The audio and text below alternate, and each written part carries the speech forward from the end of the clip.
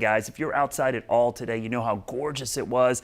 I'm just glad we're still seeing the sunshine here at 6 o'clock. That's been a rare treat because of how dark it's been this winter. We're starting to see the later sunsets even as we get into the middle of the month. Now, foggy overnight. We're not going to see much in the way of clear skies after midnight. More rain, though, midweek. That's been a trend, especially here in January. We're way above average for rainfall in January, but drier, but much colder as well for the weekend. Tonight, could see some drizzle or mist, but it's mainly going to be the fog as temperatures will struggle to even drop below 50. So these are really warm temperatures for January. So a very warm overnight period, and that fog will be really thick in the morning. So if you're up early tomorrow, kids going to the bus stop, just plan accordingly. Please use those low beams tomorrow. The visibility be low. Give yourself extra distance between you and other vehicles. And again, just use a lot of caution tomorrow morning because we'll likely see dense fog advisories, at least in some locations. Now, as warm as it's been, obviously we've seen no snow yet this winter. In fact, it's been just over one full calendar year since we've had measurable snow in Charlotte. Last January 29th,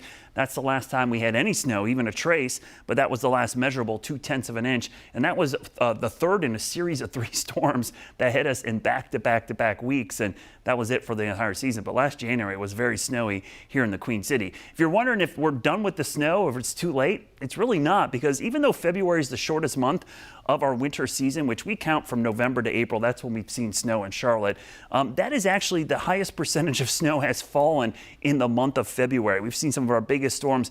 And March 2nd, by the way, is the snowiest single calendar day. More snow from a total standpoint has fallen on March 2nd than any other single calendar day. So our winters tend to be backloaded, so typically February, early March.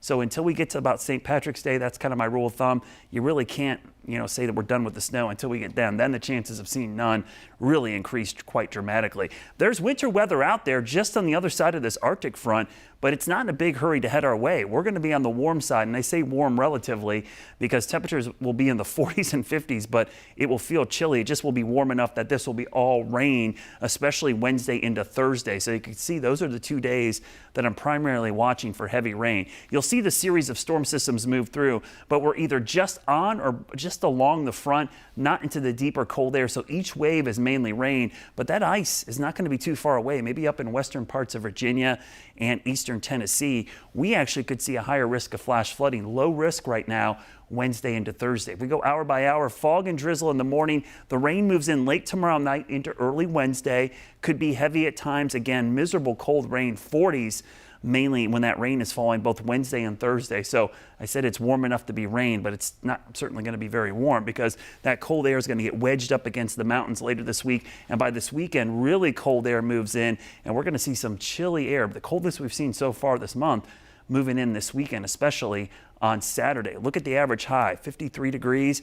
We're going to be below that late this week and especially this weekend before we warm back up. Your Guy Roofing 7-day forecast. If you're heading out scouting for food on Saturday, you can pull up and hand off the food.